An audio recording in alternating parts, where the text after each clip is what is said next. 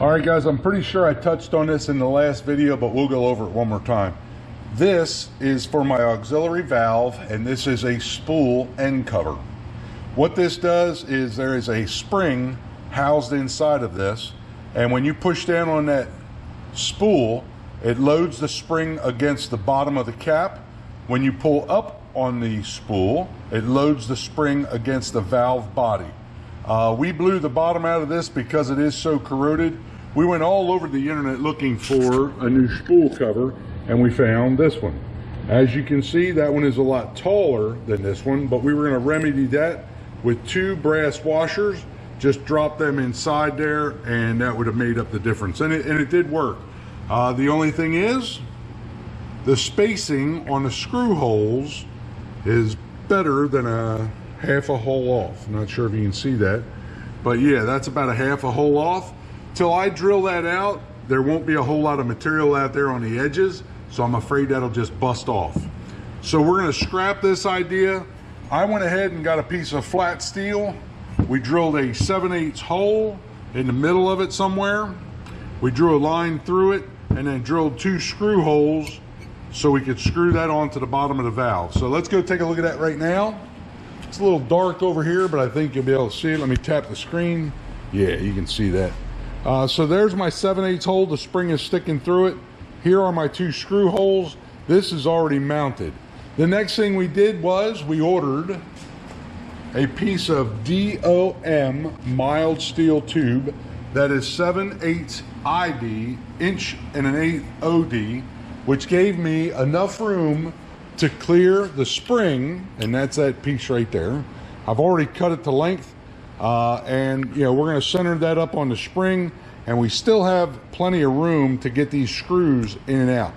Once I get this tacked in place, centered out and tacked, the next step is to put a piece of flat steel on the top and tack that on.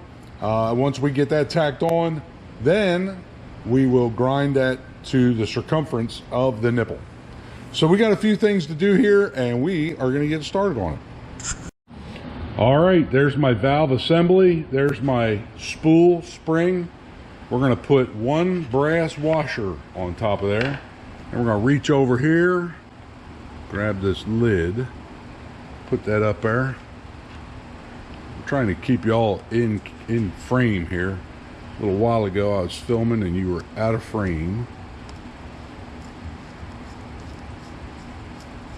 It's always good to try to hold the camera, run a screwdriver, find screws, look at the screen.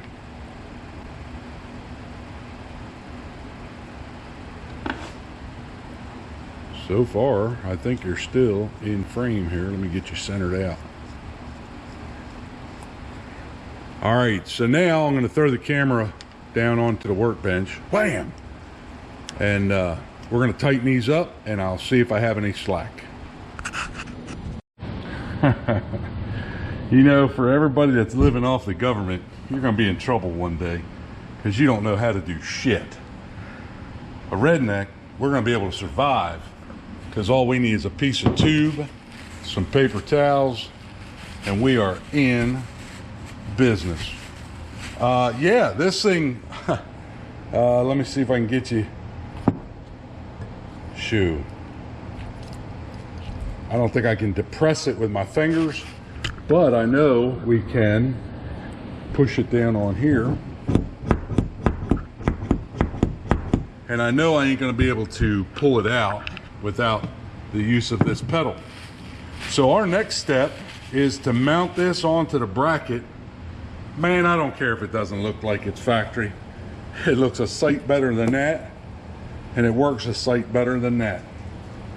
So yeah, we made our own spool cap. Paid a little bit for the pipe.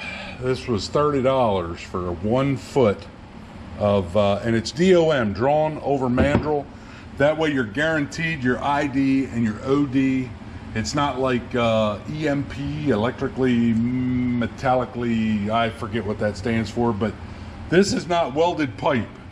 This is a tube that they draw over a mandrel with a outer diameter mold, so it makes sure that when it comes out the other end, The OD and ID are exactly what it says it's going to be. Country boys can survive.